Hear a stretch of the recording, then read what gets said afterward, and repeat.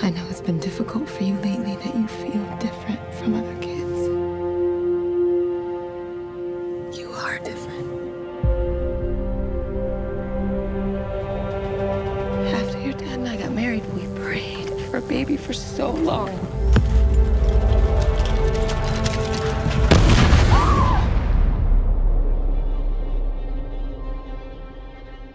One night,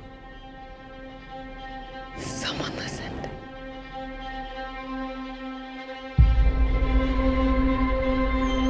Brandon?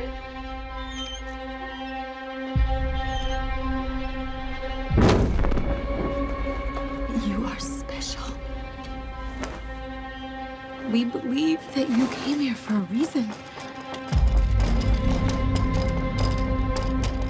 He was in the barn. Did he find it? No. It was like he was drawn to it. He may look like us.